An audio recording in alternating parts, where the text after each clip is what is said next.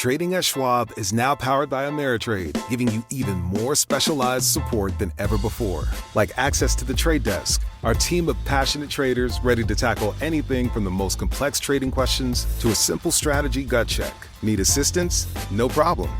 Get 24/7 professional answers and live help, and access support by phone, email, and in-platform chat. That's how Schwab is here for you, to help you trade brilliantly. Learn more at schwab.com/trading.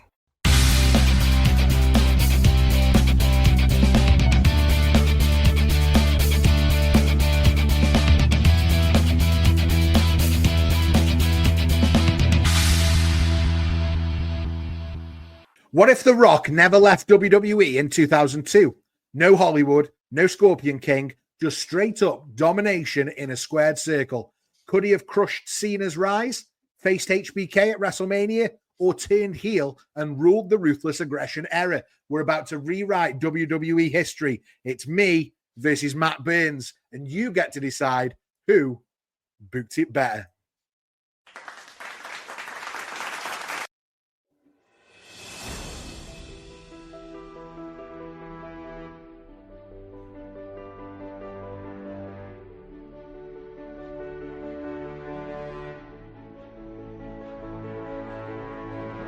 Wrestling history is built on moments, decisions that shaped careers, defined eras, and changed the business forever. But what if things had happened differently? What if a single choice, a twist of fate, or an alternate path rewrote the stories we all know? Come with us as we step into the multiverse of wrestling and ask the question, what if?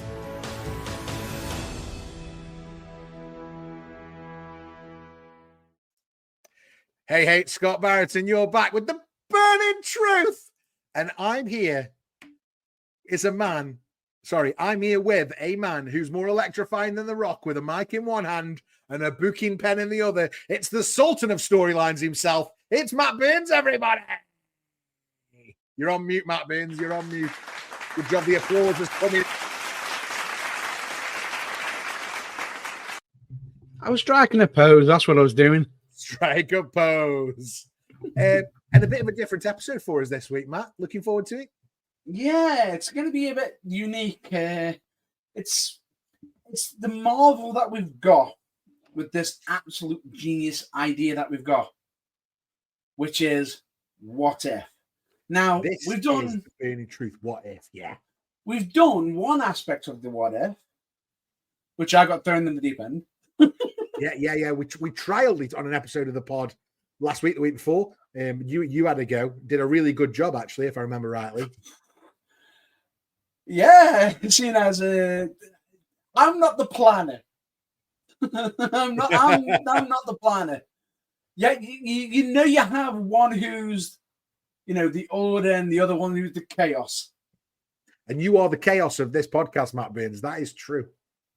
When it comes to actually organizing the actual planning, and planning certain things like pre-booking, rebooking and everything, I pretty much have the chaos mentality.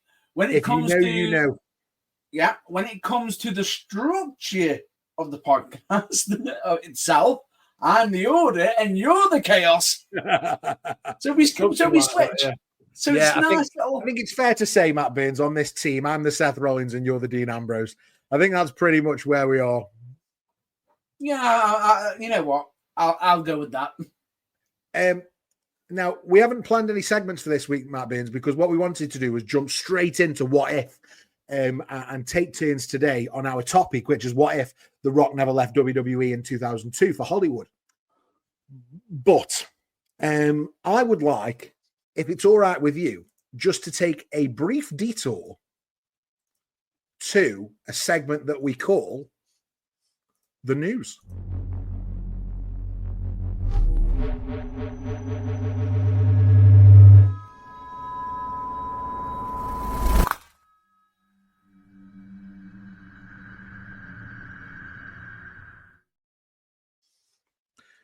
And the reason I want to go straight to the news is there's news coming out today. I've had this through tjrwrestling.net, but there's a story out there that Saudi Arabia may buy WWE as part of its Vision 2030 program.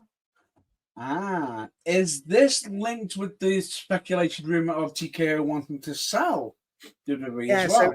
So WWE heads to Saudi Arabia this week. June 27th, SmackDown, followed by Night of Champions on Saturday, will be held there. 3 major title matches were also announced for the Blue Brand.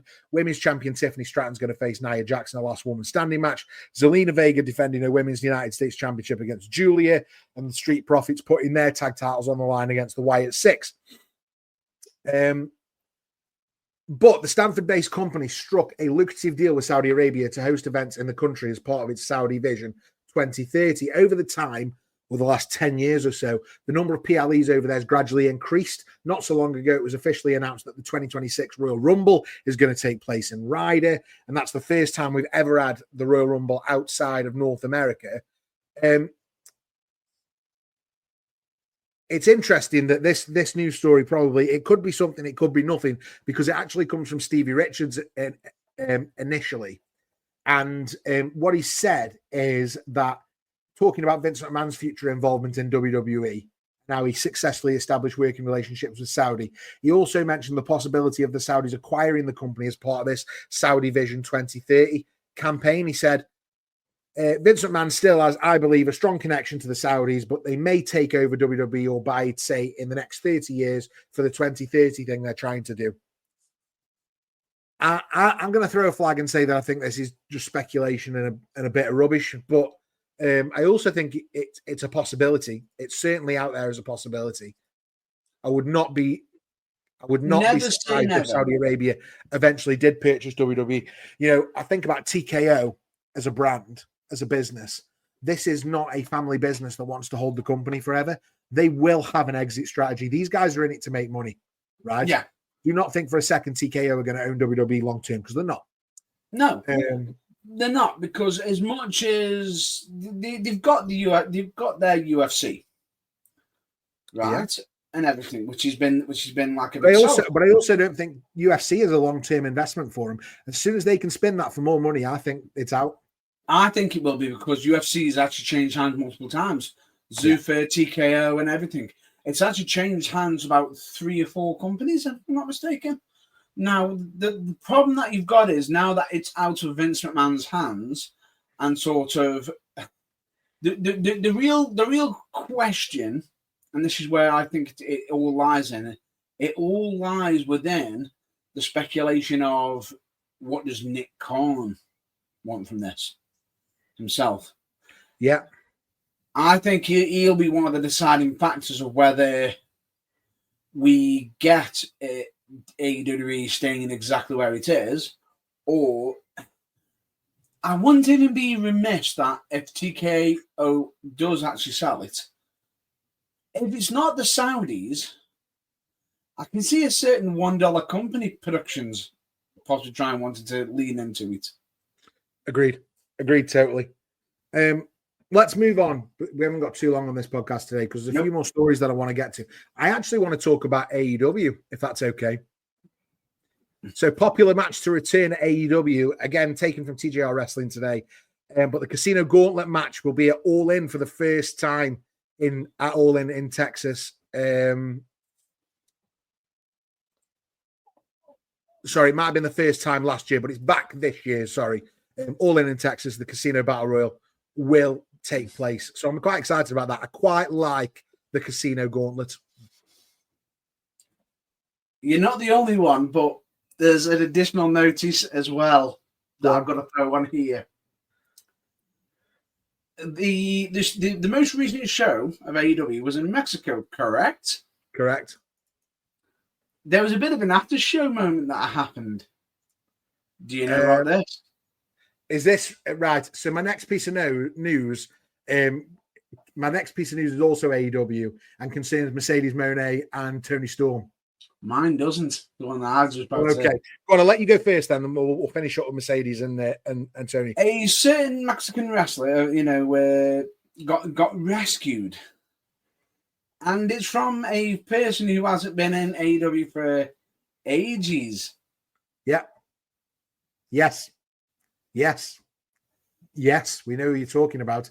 Yeah, Bryan Danielson made his return post-show, not on TV, which makes me think it could be a one-off, that it was non-televised. That's all. It might be a one-off, which is he is currently in the background working in their production side, which I think is actually a really good idea. Yeah, really good way to use him. Yeah, yeah, experience. Utilize his experience. But that Casino Gauntlet match, it's a nice little fitting place, that is, isn't it? Yeah.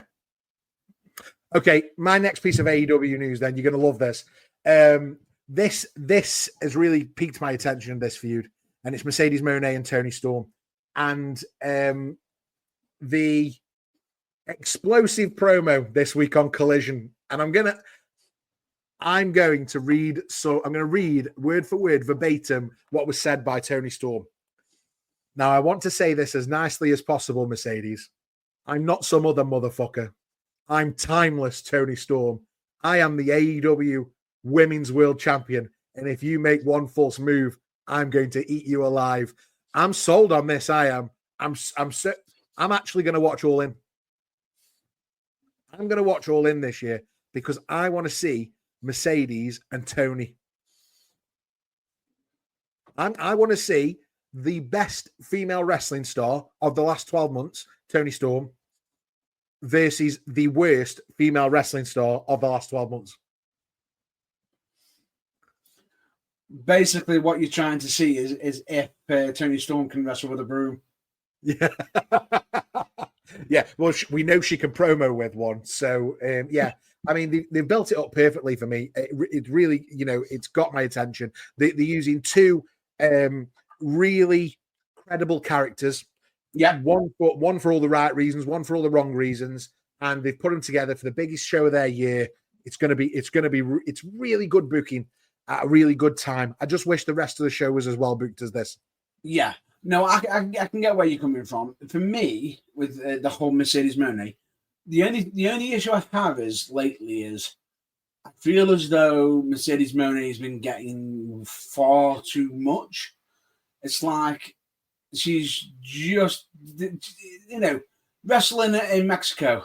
Right, I've got so many belts. Somehow she's now acquired the CMLL championship, but at an AEW event. Yeah. And I'm like, I understand that you're trying to make a name, but just putting belts on somebody doesn't mean you're a worthwhile name. Now, I feel as though with Mercedes Moné, that when she's actually got a credible opponent, she can pull out some magic at times. Yeah. She can. But that's when it's under strict guidelines, certain addresses where timeless Toni Storm has been absolutely timeless with anybody. She's been brilliant, yeah. Right, okay. Let's move on to my last piece of news then. Going from one women's feud to another women's feud, this one in the WWE. It might be heating up with Becky Lynch and Charlotte Flair again, Matt Burns. Becky's quote in an interview this week: I surpass it every time I step outside the curtain. The great Charlotte Flair. I am the greatest to ever do it. And it's not just me saying it. Other people are saying it. A lot of other people are saying it. Sports Illustrated said it. So when it comes to Evolution, whoever wants to step to me, that's Becky Lynch speaking, whether it be Bayley, whether it be Lyra, it can be Nikki Bella, I'll take them all on. So she did bring it back to what was happening on TV, but she was asked about that first Evolution where she had the 30-minute last woman standing match with Charlotte, and she just basically said, I'm better than Charlotte. Sports Illustrated said so, the end, which I love. I love the confidence from Becky Lynch. Yeah. And that's a real feud with Charlotte Flair. I love that they don't like each other. It makes it. Yeah, but I don't think it's going to be Charlotte. No, but eventually we're going to revisit that and it's going to be very good. I do think we do. But at the same time, I think this is going to be the Nikki Bella feud. Yeah. Continuation, but seeing as the original plan for Nikki Bella has been suddenly sidelined, if that makes any sense. However, I can add on to a little bit of news for you with what you just said for Charlotte. I feel as though Charlotte's going to be a little bit busy with Piper Niven. Because Piper Niven put out a post. Have you seen it? Please tell me you've seen it. I haven't seen the post, no.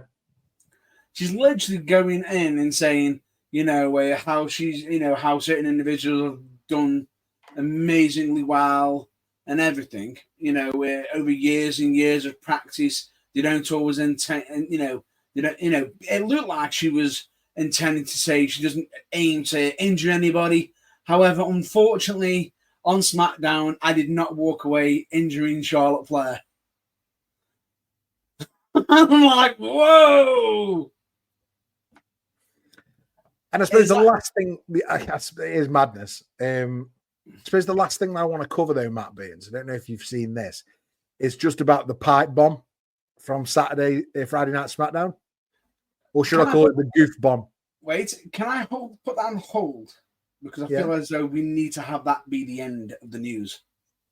That's my last thing, yeah. No, I've got one more thing to cover. Oh, okay. One more thing, matey. One more thing. It'll actually lead into your little goof bomb, because there's speculation that someone's got one more match in their belt.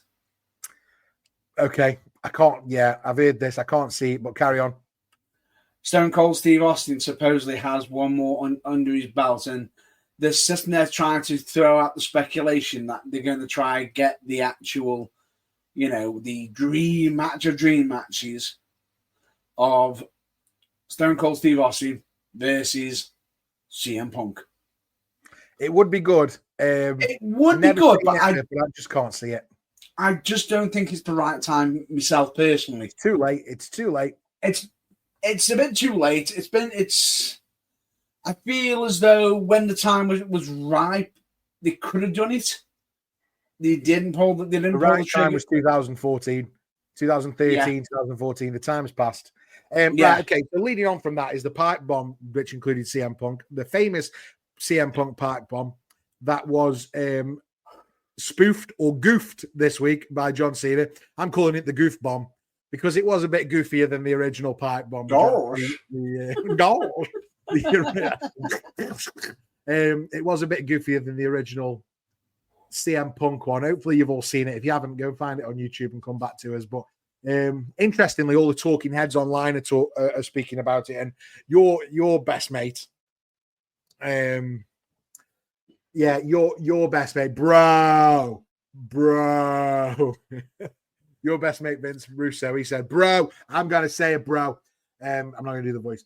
I talked to some people inside WWE. I'd never say who it is. I don't want to get anybody in trouble. They told me weeks ago when this angle started, Cena is doing all his own stuff. Nobody is telling John Cena what to do. Nobody is producing John Cena. Nobody is writing for John Cena. John Cena is going out there and doing what he wants to do. He continued. Cena cut a reality-based promo, which is the best thing I've seen on any wrestling show in the last 10 years. Let me be clear. That's not Triple H. That's not the creative. That's not The Office. I don't know how much of that I believe. Oh. I don't believe a single word of that, as much as he may want you to believe it. But the thing is, it's still down to Triple H and everybody in the back to allow Cena to continue. Absolutely. But I enjoyed it, and that's the main thing. I enjoyed the pipe bomb, or the goof bomb, as we're going to call it on this channel. Shall we get into some what ifs, Matt Baines? Well, before we get there, oh my God. Before we get there, you're obsessed with just interrupting. I have to. As I said, I'm the leader of chaos right now. But I think the whole goof bomb was really, really good, because as much as someone can sit there saying, oh, he's just rehashing the same promo and everything. Absolutely. The funny thing about it is and it isn't, because the difference between the two of them, Punk got absolutely cut off at the end of his. Cena didn't. He even mocked the fact that he didn't get cut off, which I thought was absolutely brilliant. And the fact that he's naming names from other companies, including rival companies, well, supposedly rival companies, but I don't think it is, personally, because I feel as though WWE needs AEW as much. Oh no, to me, Listen, does. let's keep it on the tracks. John Cena, CM Punk. Yeah, in mentioning those other characters, those other wrestlers from other companies, stroke of genius. But CM Punk that did that as an act of defiance in the pipe bomb against the guys backstage who were holding him down, if you like, the Vince McMahon, Triple H, the John Laurinaitis. John Cena didn't have that. His main gripe is the fans. So him giving fan service in that promo, it was a nice moment to goof up the original pipe bomb, but it wasn't anywhere near as effective as when. There's only one name that would have actually probably struck a chord if he said it. Hey, Vince McMahon, how you doing? Hey, Jack Perry. Oh, that'd have been good too. Yeah, that would have been good. That would have been good. I think mine was good too. Hey, Vince McMahon. Hey, Jack Perry. Oh, hey, good. Mr. McMahon. Anyway, I bet that would. Do you know what? That would have been more likely if he didn't have a great relationship with him. Cena and McMahon are quite tight, aren't they? Right. Let's move on. Let's do what if. We're gonna flip a coin. Who gets to go first? Uh-oh. Heads or tails? Tails. Tails. So you can choose who's going first. Matt Burns. You. I'll go first. That's fair. And this is my what if The Rock never left WWE in 2002 for Hollywood. Comments in the chat, if you will. I'm going to take you through now my what if, and hopefully it's everything you ever dreamed it would be. So let's roll it back. SummerSlam 2002. Brock Lesnar versus The Rock for the undisputed title. In real life, this was the night the torch was passed. Brock wins clean. Rock gets booed out of Long Island, and within weeks he's off to Hollywood, and history goes the way we know it. But what if he didn't leave? What if the Scorpion King flopped? The movie buzz died out, and Hollywood slammed the door shut on Dwayne Johnson. What if The Rock had to stay? Let's say that's what happened. The Rock got no big film career in waiting. He's still a megastar, still beloved, but he's stuck. He's only a star in the WWE. And after losing clean to Brock, the crowd still turns on him. They're not sad he's leaving. They're singing, na, na, na, na, hey, hey, hey, goodbye. And that is where our story starts. The next night on Raw, he doesn't cut the usual farewell promo. He doesn't even yell. He just stares out at the crowd. He smirks a little bit and he says something like, I don't know, you booed The Rock because you got bored. You turned your backs. You cheered Brock like he was your new king, and that's fine. The Rock's not your hero anymore. The Rock is the one you threw away. And that's the turn. But it's not a flashy heel turn. There's no shades of Hollywood swagger. This is darker. It's slow burn. It's a bit of a breakdown. A man once adored is now walking through the company like a ghost. And who does he take that anger on? Well, to begin with, it's Edge. Someone who's just starting to find his footing. He's getting a love for the crowd. Exactly the kind of guy they once knew. Sorry, I got the dog biting my ankle here. He's this kind of guy similar to The Rock, where they're starting to cheer him because he's starting to act cool, right? And at No Mercy, The Rock cheats to beat Edge. Then at Survivor Series, Edge gets his win back clean, and The Rock snaps. Chair shot, stairs, full-on assault. This is no longer the people's champ. This is now a man whose love for the audience has rotted into bitterness. Fast forward then to the Royal Rumble. We've got what did happen at No Way Out between The Rock and Hulk Hogan. We're now doing The Rock and Hogan again, this time at the Royal Rumble. The crowd erupts, they're cheering for nostalgia, once again ignoring The Rock, and he cuts a promo on the road to the Rumble that stings. You worship the past because it doesn't make you uncomfortable. You cheer Hogan because it's easy, but The Rock reminds you that time moves forward, that the past doesn't last forever. And if you want a memory match, fine. The Rock will give you one to forget. And The Rock beats Hogan at the Rumble, cheats, hold the ropes, and walks off mid-celebration. No posing, just contempt. And that builds us towards WrestleMania 19. We're still going to do The Rock versus Austin. We've still got this heel Rock character. It's just a different heel Rock. It's the final round, the rivalry that defined an era. But now it's not about pride or bragging rights. It's about validation. The Rock needs to beat Austin this time. He needs to prove that he wasn't a sidekick in their story. He says, you left first, Steve. You walked out. I stayed. I carried this place while you were sitting at home. This isn't about The Rock beating Stone Cold. This is about Stone Cold admitting that The Rock was always better. And they go to war. And this time, Rock wins clean. Austin's done. But The Rock doesn't celebrate. Again, he just stands over the man who haunted his legacy and walks away empty. After Mania, just as it did on TV, Goldberg debuts and The Rock faces him at Backlash and loses. Bad. Bitterness, it's boiling. And that summer, Evolution's rising. Triple H, Orton, Batista, Flair, they're taking out legends left and right. Batista, Flair, Orton, they target The Rock. Big beatdown, powerbomb through a table, and The Rock's written off TV for a month or so. And The Rock returns after 6 or so weeks, silent, furious, and begins dismantling Evolution one by one. SummerSlam, The Rock versus Flair. Rock gets a win. Unforgiven, The Rock versus Orton. Rock gets a win. No Mercy, Rock versus Batista. An absolute war, and The Rock wins. At Survivor Series, we get a 4-on-4 match where The Rock, Goldberg, Nash, and Booker T take on Evolution. Final 4, The Rock pins Triple H clean. And there's no posing in this moment. It's just a quiet moment as MSG rises to their feet, finally starting to cheer him again.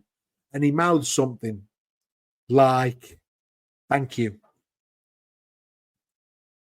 And now we're on the build to WrestleMania 20.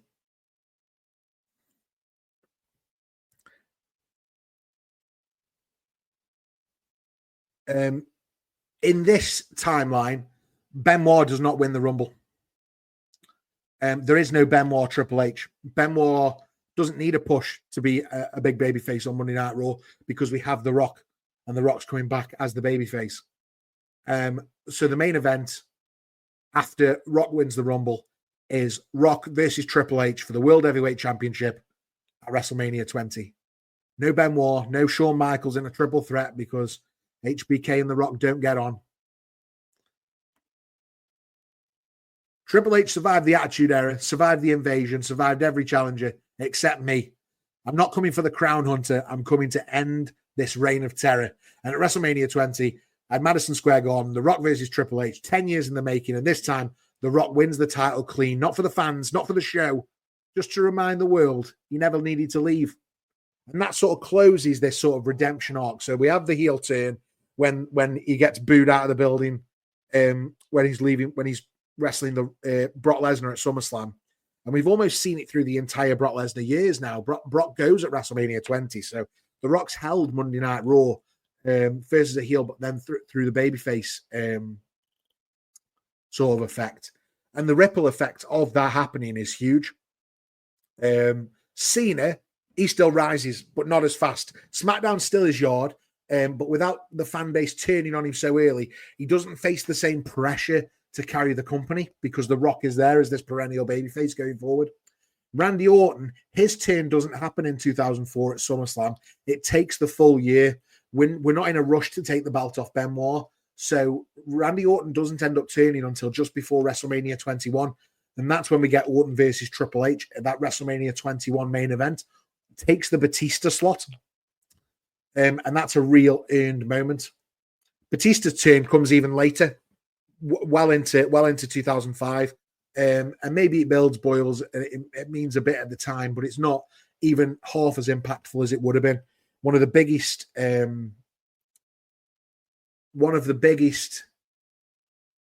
effects this Rock staying in WWE has is on Batista's legacy, in that Batista never becomes a world champion. He never needs to. And The Rock, he's still around. He's wrestling through the late 2000s. He's full-time until we get to about 2010, 2011. And then he starts to peter off slightly, just taking casual breaks for a few months at a time. Big matches, big promos, and he never vanishes. In 2011, it's the pipe bomb. But it's not about Cena. It's about The Rock. You want to know why I'm angry? Because I work my ass off in this ring, on this mic, every down night. And while Dwayne shows up, takes the main event spot, soaks in the cheers and leaves, I'm not jealous of The Rock. I'm just tired of pretending this is still his era. And that leads to WrestleMania 28. Eventually, we go through Money in the Bank. We go through the rest of the year. But it eventually leads us to WrestleMania 28, where we get Rock versus Punk for the WWE Championship. And because we keep Punk as a heel, even though that pipe bomb promo, Punk gets his WrestleMania main event at WrestleMania 28. And he defeats The Rock clean, straight edge, best in the world, over the great one. Is it torch being passed? Not really. The Rock is still the number one babyface in the business, and we're going to use CM Punk more as a heel because we have The Rock, we have John Cena. You know, we have characters on the roster to fulfill those roles. But I thought it was nice to say that in this alternate reality, it isn't John Cena and The Rock. It isn't John Cena and CM Punk. It's The Rock and CM Punk. WrestleMania 30. Safe to say Daniel Bryan and the Yes Movement doesn't happen. Daniel Bryan always goes down as a what if in this world.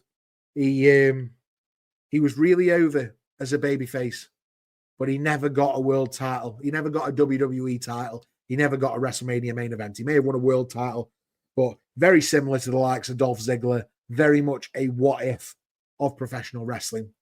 And that's WrestleMania 30. But if you fast forward then even further through to WrestleMania 38 in 2022, The Rock was still going sporadically right up until 2022. And then we finally decided to do it at WrestleMania 38. Roman Reigns as the dominant, undisputed champion, tribal chief, head of the table. There's only one challenge left, and it's the man who built the table. It's The Rock versus Roman. I would have done this at WrestleMania 38. The match is brutal, emotional, personal. Roman wins clean. Rock lies there, breathing heavy and smiling. Roman extends a hand. The Rock takes it. They stand together. One generation built it. The other now rules it. And The Rock, the man who never left, finally walks away, retires at the end of WrestleMania 38 on his terms at the absolute top of the game. So what if The Rock never left WWE in 2002? Well, he doesn't just give us a longer career. He gives us a richer one. He becomes the wall every rising star has to climb. He delays Cena, reshapes Orton, deletes Batista and Daniel Bryan, rewrites CM Punk's rise as a heel rather than a babyface. And in the end, he lays down for Roman, not because he had to, but because he knew it was time. The Rock never left. And in this world, Matt Burns, he never needed to. You're on mute. But that is my what if. I did not expect you to go as long as you did. As far. Well, I just thought I got in the weeds. You got in the weeds. Fair enough, fair enough. There is a few differences I might make. Yeah, you do what you need to do. I suppose feedback for the what if. How would you have booked The Rock if he'd stayed forever and never gone to Hollywood? Make sure you put your suggestions in the comments below or in the live chat, and we'll talk them through as we go. Also, it's free to subscribe, so subscribe to the video just below. Hit the like button. Free to subscribe, man. Just do us a favor. We'll love you forever. And Matt Baines, I think it's time for your what if. Yeah, and I regret going second. Ha! What's that say to you already? I regret going second. Oh, right. For yourself, I'd say we go down the route of Brock still beating The Rock. That needs to happen, because if we don't have that moment, we don't have we don't have Brock Lesnar being the destructive force that he is. Would you agree? Well, I'm pretty sure most of you would agree with that. The only difference is, I would say still have him pulled back for a bit. It's looking like he's going to go for the movie. He's going through his productions, and something just doesn't hit off. And, the look of him doesn't look right. So instead of the film flopping, the directors of the Scorpion King decide to go, he's not working, he's not fitting right. Let's go with somebody else. The movie becomes a smash hit still, but then if you think about it, he's now technically, instead of it being a successful movie star, he's now could be considered a failure at it. So instead of him leaving, it's like he's gone off and he's now trying to reevaluate his life and what he wants to do. So instead, we have him go away from the whole Brock Lesnar situation for a bit to recover from his wounds and everything. And he comes back not quite as electrifying. He's missing, he's missing his groove, per se. He's not, he's not like he's the great one for some unknown reason. It feels like he's lost his machismo. He's lost his head, he's lost his groove. And he's decides to come back and he's like, what's going on here? It looks like he's flubbing lines and everything. And it's like, what's going on? And he can't figure out what's going on. And as this is going on, and he's having matches, but it's not going as successful. The crowd are trying to chant his name, and it's not working. He's not getting enough oomph out of it because it feels like he's let everybody down. It feels like he is not the great one anymore, because he's lost the role, he's lost the championship, and right now it feels like he's not the great one anymore. So right now he's contemplating, should he walk away? Should he leave?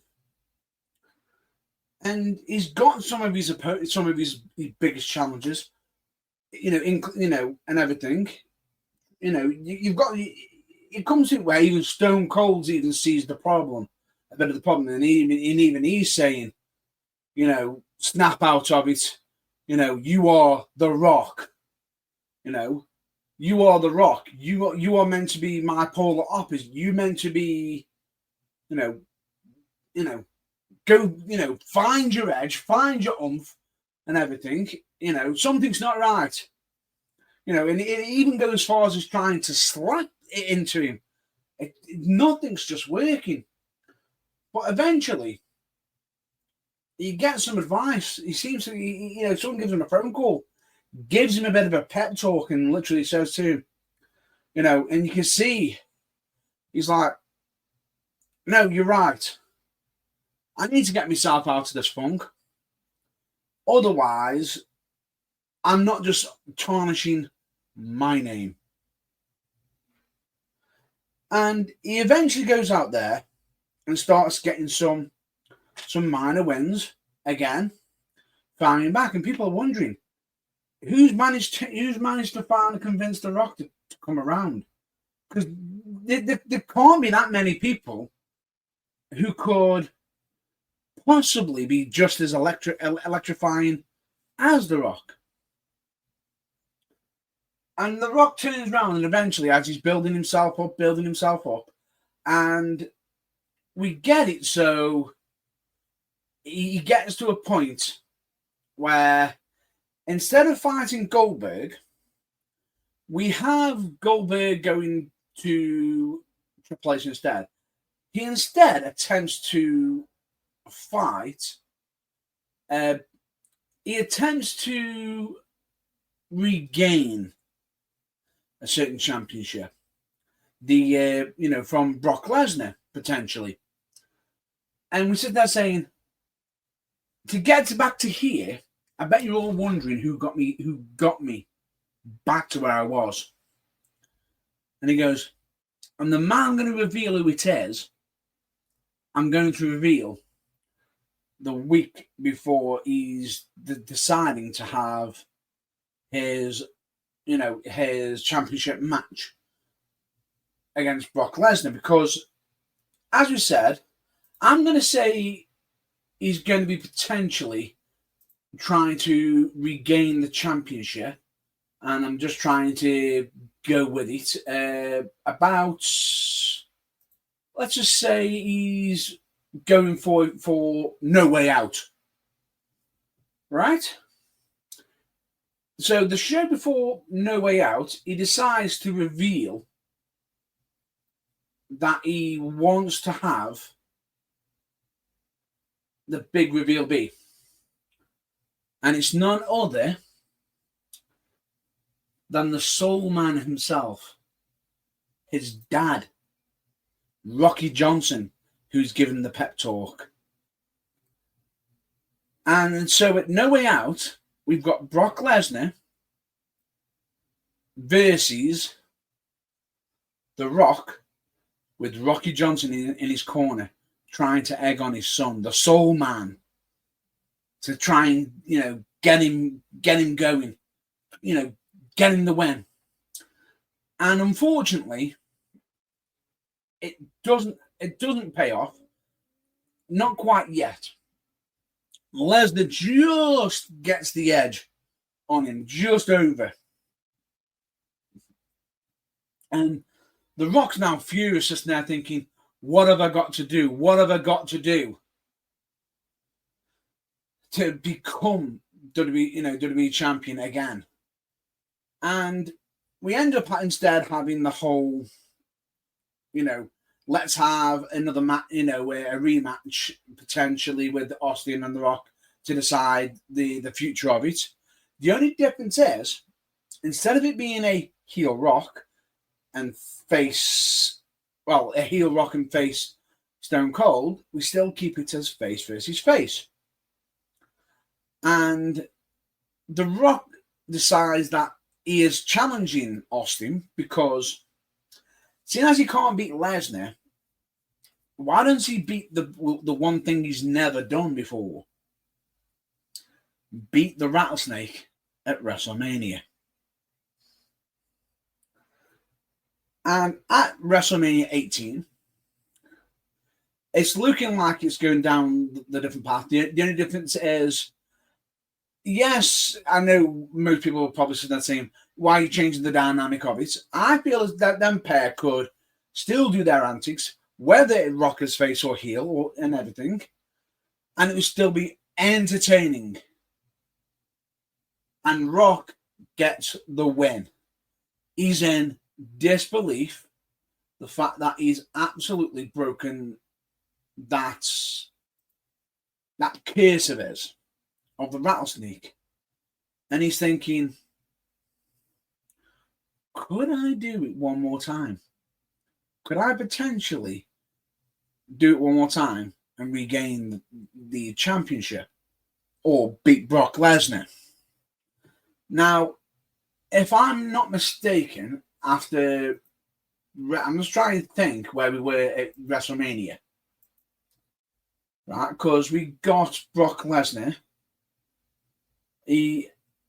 Was he champion during that time? No, I don't think he was he? WrestleMania 18. Oh, no, he did gain the championship then, because WrestleMania 18 was when Brock landed on his head and won it. So we've got Lesnar back into the championship, but we don't have The Rock going for Brock Lesnar quite yet, because normally this is when it was Backlash, Goldberg come back and everything. Instead of Goldberg going for The Rock, he's going for Triple H and that.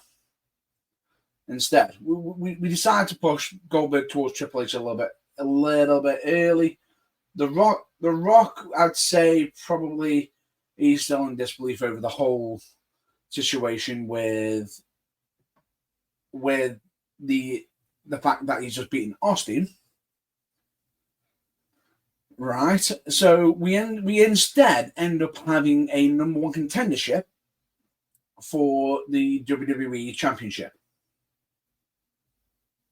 And we have the Big Show versus The Rock, per se. And The Rock gets the big win over Big Show. Eventually, this all leads to Lesnar, the third match. Eventually, I'm just trying to remember the actual events. I'm going to say at Judgment Day. So instead of us having Big Show and Brock, we've got The Rock and Brock.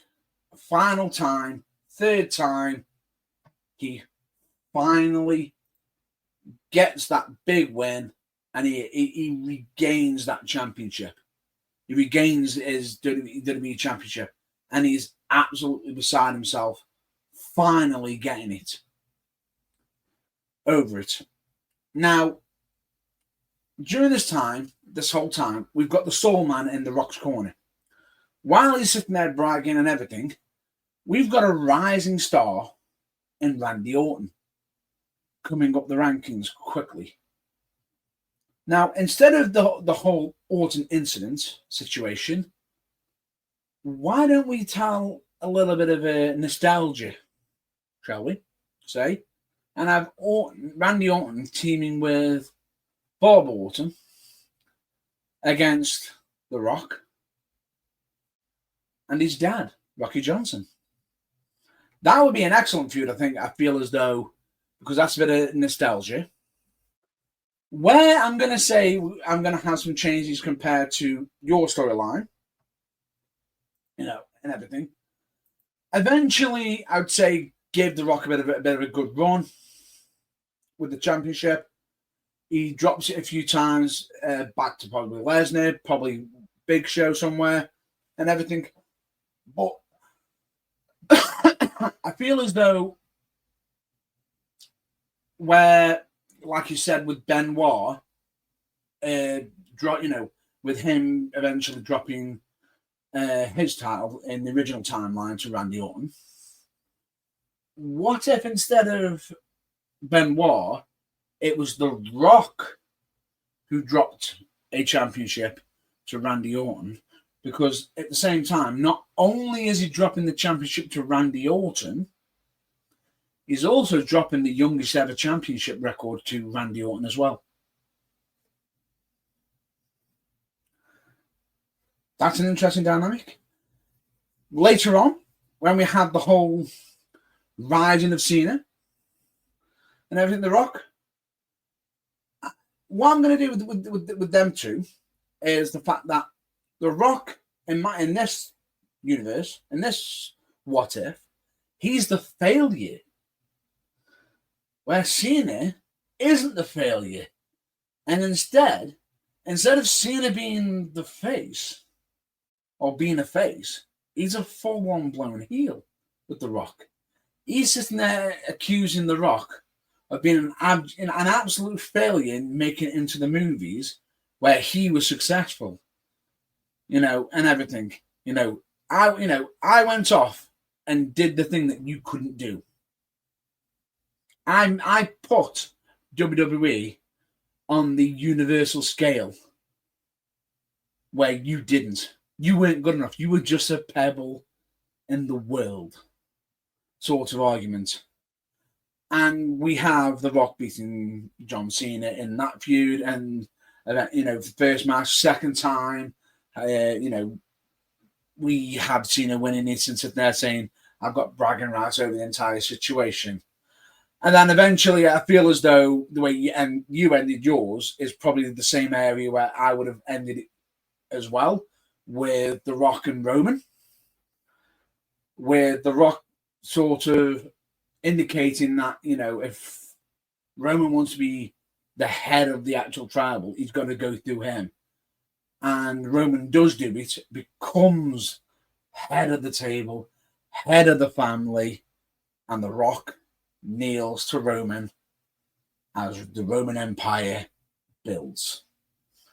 I know mine's a bit more chaotic and all over the place compared to Scott's, how do we say, more thorough planned. But that's just the way we organize certain things. I always fly completely off the seat. Scott's the planner when it comes to the actual production for the pre-booking and what ifs. So I'm going to say that's about a rough end. It was good, Matt Baines. I enjoyed that. Thank you very much. What if The Rock never left for Hollywood in 2002? And again, what are your thoughts on Matt Baines rebooking? Get it in the comments below. You can hit subscribe. It's free to subscribe to the channel, so please subscribe to The Burning Truth. Like the video, share if you can, do all the good stuff. We'll love you forever. Can I put a vote in already? Can I put my vote in already? Vote for what? Between the two of us? No, I don't think that's what it's about, Matt Baines. I think it's about understanding, how things could have gone. Oh, no. I wasn't going to go down the route of giving it to you, because I'm going to fight for mine. That's what I was going to do on you. Oh, funny. Yeah, I think for me, it's not about who's his best. It's about which ideas you preferred. So feel free to let us know in the comments, subscribe, like, do all the good stuff. And, maybe you thought this episode was top trumps. Maybe you thought this episode should be. Either way, we've really enjoyed bringing you something different this week, and we'd love your feedback. Oh, yeah, definitely. And the best thing about this is, let's just point this out. If you like Scott's idea, that's fine. If you like my idea, that's fine. If you liked both, that's fine. If you like it, that's fine. The difference is fine. It's all good. The feedback that we get, and this is where I think this, as much as it is a versus, this is just goes to show with the what if is. This is what I love about this one with the versus. It doesn't matter which ones you like. It just puts a different perspective on what could have been. Because we've got yours. Yours is going down the route of, bitter. Is it bitter rock? Would you say yours is? To begin with, it is bitter rock. Yeah, absolutely. Where with mine was more a lost rock to reunion with family. Yeah, and we both ended up in the same place with Roman Reigns, which was pretty cool. That's the only way I could see it. And I thought I'd throw in the little add-on of, kneeling to Roman Reigns as his empire. Kneeling to Roman Reigns. Yeah, and I think that brings us to the end of the episode, Matt Baines. I think it's a perfect place to do it. And I will say, it's a unique, different idea. But not only do we want to hear your view of our what-ifs, we want to hear what your what ifs would be, and if you've got any what if ideas, do us a favor, share them, let us know. Absolutely. Let us know your ideas, post in the comments, free to subscribe, so please do it. If you want to find us on the socials, type in The Burning Truth and look for the championship belt. It's absolutely everywhere. You can find our blogs, all our other features. Go on, Matt Baines, sorry. Blogs, merch, all that love and everything. It'd be either listening to episodes and everything. It's all over on theburningtruthuk.com, so you can find us over there. From me, that's everything. Thank you very much for watching. And from me, I'm just going to say one thing that you must do at all times. Well, actually, two things, actually. Keep the fire burning, especially for the love of wrestling. And last but not least, DFTBA, which, of course, always will mean don't forget to be awesome. If you smell what The Rock is cooking.